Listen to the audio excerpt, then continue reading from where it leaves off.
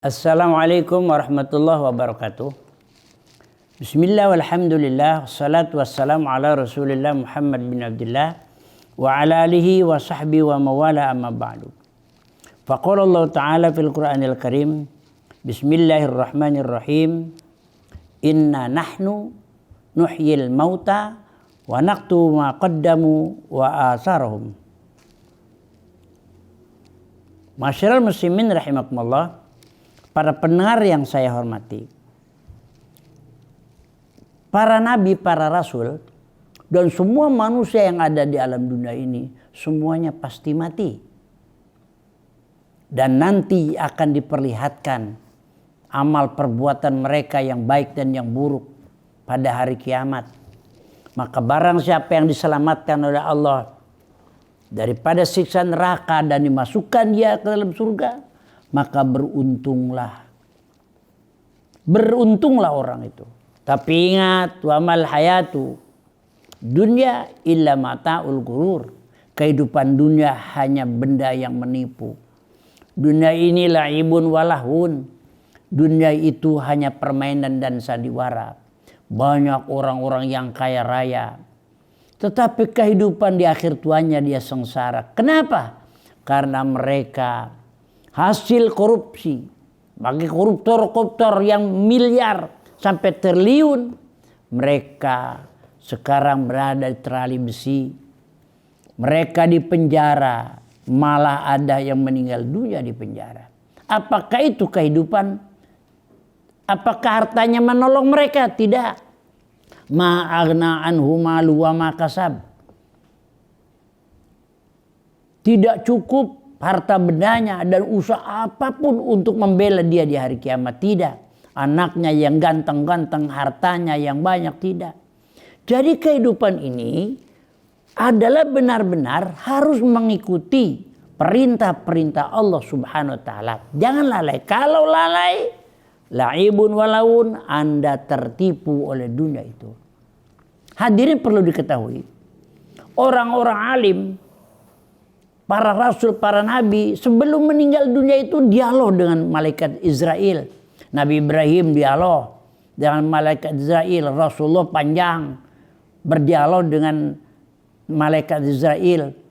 Masya Allah, orang-orang alim itu. Ada, saya punya sahabat, seorang pimpinan pondok pesantren yang tidak saya sebut namanya. Ketika hari tafarruk, hari perpisahan murid-murid kelas 3 aliyah, zuhur selesai dan salat zuhur, jam 1:30, para wali murid permisi, pamit. Ternyata ketika datang ke rumah ulama atau kiai itu, kiainya, ustadznya, syekhnya sedang sholat, sedang sujud. Ditunggu, masih sujud. Ditunggu juga masih sujud. Banyak orang datang ingin bersalaman, bertemu dengan yainya untuk mengucapkan terima kasih, di mana putra putrinya keluar 6 tahun di pondok pesantren itu. Ternyata apa yang terjadi ketika istrinya kiai itu masuk kamar musallanya dan dipeganglah bajunya, lalu langsung jatuh.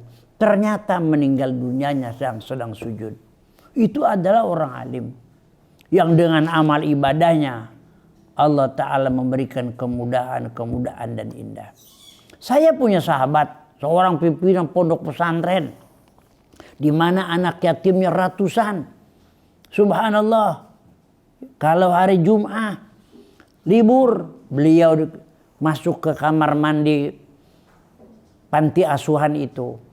Disikatlah kamar mandi itu, keramiknya. Putra putrinya datang dan mengetahui ayahnya sedang membasuh dan mencuci kamar mandi. Kata anak-anaknya, Abah, sudah sajalah, yang lain saja santri atau siapalah yang membersihkan kamar mandi ini.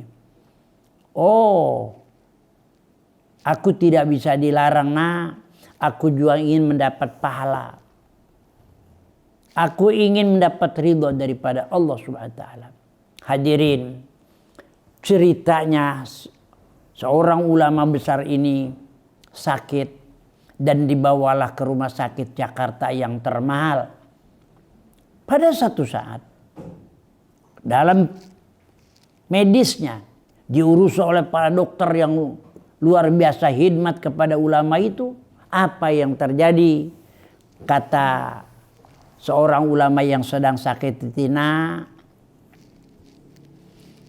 sudah saja mohon izin kepada dokter, kepada rumah sakit agar ayah keluar paksa saja. Di rumah sudah ada yang menunggu. Oh jangan bah, abah lagi diobati bah. Syariat, ikhtiar manusia kan boleh. Insya Allah abah sembuh. Oh jangan nak, ayah sudah siap, ada beberapa yang menjemput di rumah ayah. Sudah saja pulang. Akhirnya putra putrinya mohon izin kepada rumah sakit agar diizinkan pulang ke rumah. Setelah pulang di rumah, berkatalah beliau, nak, ibu, jendela dan pintu buka semua. Tetamu-tetamu akan jemput ayah di rumah ini. Tidak lama kemudian, apa yang terjadi begitu rumah dibukalah pintu dan jendelanya, saat itu pula ruhnya pulang ke rahmatullah. Dicabut oleh malaikat Israel dan lepaslah ruh dari jasadnya. Tapi yang sangat mengejutkan, saat itu juga ada seorang berjubah putih. Begitu turun parkir di tempat parkir, si orang itu menyerahkan karangan bunga yang sangat bagus bunganya. Berkatalah kepada satpam, Pak, ini hadiah dari saya karangan bunga. Saya yang nanam, saya yang nyiram, saya yang mengurus memupuknya, dan bunganya inilah saya rangkai sehingga menjadi karangan bunga. Mudah-mudahan almarhum di sisi Allah diterima amal ibadahnya dan menjadi ahli surga. Itu adalah saat krisis akan dicabut nyawanya hari ini. Secepat itu ada seorang insan berjubah putih menyerahkan karangan bunga untuk almarhum. Masya Allah. Karena almarhum ketika hidupnya betul-betul khidmat kepada anak-anak yatim. Begitu ngurus dakwah. Li'i'lai kalimataya hiyal ulya. Ketika wafatnya subhanallah. Ratusan karangan bunga berdatangan. Menurut ahli-ahli bunga. Apa yang sangat mengherankan? Bunga yang dibawa pertama oleh seorang yang berjubah putih itu tidak ada ditanam di dunia Indonesia. Paling-paling itu bunga tanaman Masyriq dan Maghrib atau tanaman kutub utara dan kutub selatan. Subhanallah. Luar biasa. Itu adalah satu hal yang sangat mengagumkan. Itulah perilaku ulama yang di dunianya betul-betul amar ma'ruf nahi mungkar. Yang di dunianya berzikir kepada Allah, harta bendanya semuanya untuk Allah. Ternyata Allah mudahkan meninggal dunianya. Yang hebat tanda-tanda surganya sudah betul-betul bisa dilihat oleh ahli keluarganya. Berbeda dengan orang-orang yang durhaka. Masya Allah. Ada satu riwayat. Di satu kampung meninggal dunia 2 mayat. Dikuburlah di 2 kuburan yang berbeda. Kita namakan saja yang satu si Karma, yang satu Mang Soleh. Apa yang terjadi? Ketika akan dikubur, Mang Karma dibawalah oleh jamaahnya ke kuburan. Ternyata dikuburnya di kuburan yang khusus untuk Mang Soleh. Baru saja selesai dikubur Mang Karma, datanglah mayit Mang Soleh. Kata para pengunjung, Ini siapa yang ngubur di sini? Mang Karma kenapa dikubur di kuburan Mang Soleh? Ini salah lubang. Ayo, gali lagi, ganti. Bab ini asalnya untuk Mang Soleh, yang sebelah sana untuk Mang Karma. Apa yang terjadi hadirin? Subhanallah, dilalas salah lubang. Begitu digali kuburan Mang Karma, yang terjadi itu si mayit sudah bulat bagaikan bola. Sudah bulat. Kepala dan kakinya dipres menjadi satu bagaikan bola. Masya Allah, luar biasa. Apa kelakuan orang itu? Kelakuan orang itu ketika hidupnya selalu poya-poya. Tidak pernah ibadah. Yang hebat dia tukang mabok. Dia minum minuman mabokan sakau. Dia minum air, minum topi miring. Dia minum bir. Dia makan ekstasi. Dia makan sabu. Dia ngisep ganja. Dia nyekek botol setiap saat. Akhirnya Allah Ta'ala merentah kepala bumi. Dan bumi berkata, hei, kalian boleh senang-senang di punggungku. Tapi ketika kamu masuk ke dalam perutku, akan aku gencet, akan aku pres dari kepala sampai kakinya.